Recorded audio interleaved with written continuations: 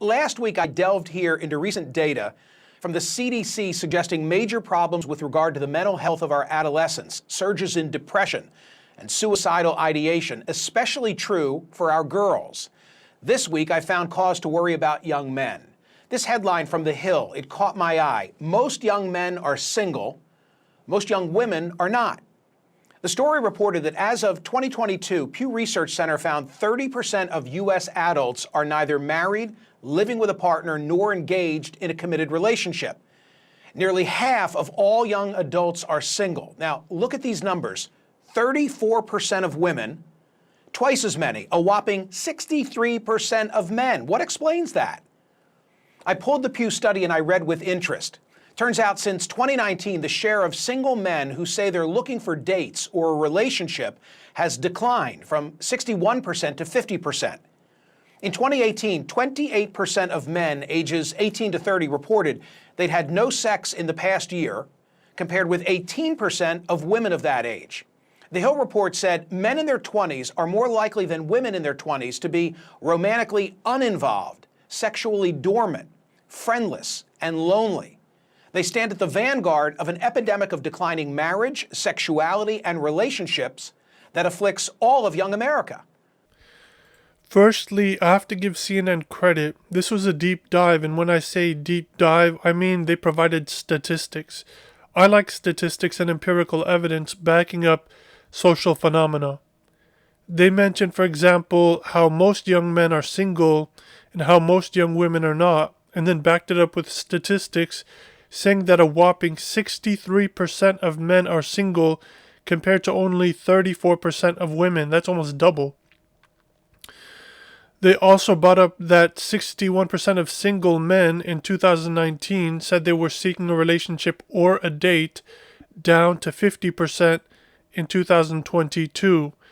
They also talked about how 28% of men aged 18 to 30 said they did not have sex in the past year compared to only 18% of women, young women. I know a lot of people, including those on the ideological right, do not like CNN. I know that. But you have to applaud both CNN and Michael Smerconish, who was the reporter covering this story, for covering this story in the first place and bringing empirical data to the table. Now, here's where I disagree and differ from CNN. They mentioned that the causes for these statistics include 1, a reliance on social media, and 2, online porn, which I view as bullshit because both of these things, social media and online porn, have been around for 20 years, and for online porn, longer than that. We would have seen these numbers affect the previous generation 2 decades ago, but that's not the case. They also put up and put forth other possible reasons for these statistics, including young women are hooking up with each other, which is possible.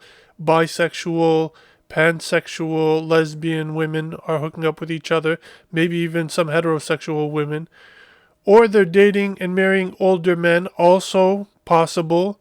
A portion of young women are dating older men, dating and marrying them.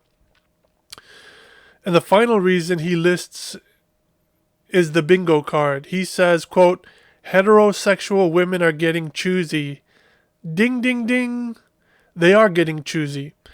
If you take into account how women are naturally hypergamous, plus they have their own money, they're making their own money in a job market where more men have become discouraged and dejected by society. I think the last number I heard was over 7 million men in America have disengaged from the workforce.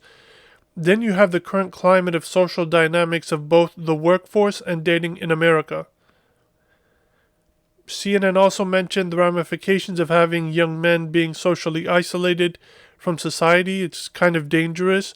They talked about how young men are committing suicide at a rate of 4 times that of young women. They mentioned that young men are largely responsible for the rise of mass shootings, which researchers linked to their social isolation. There's an economic component to this as well, etc.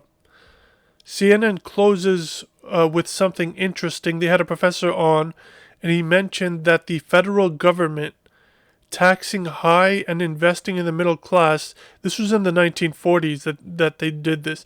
And when they taxed Americans, they taxed them at 91%. 91%. So when they taxed high at 91% and they invested, the federal government invested in the middle class, this is what made young men economically viable and attractive to young women. And unless the federal government steps in and does the same thing, then these young men are going to be neglected and fall by the wayside just as they've been in the past some years. This is a really interesting video that needs to be shared with the Red Pill community. I don't believe that the Red Pill community is having this conversation. They're doing a lot of videos about women, clowning women, which, there's a place for that. But at the same time, let's have these honest debates that are backed by statistics and empirical data. And I don't see a lot of Red Pill communities doing that. Like the video, it helps with the algorithm. Subscribe to the channel. Leave a comment and let me know what you think about this story. Take care.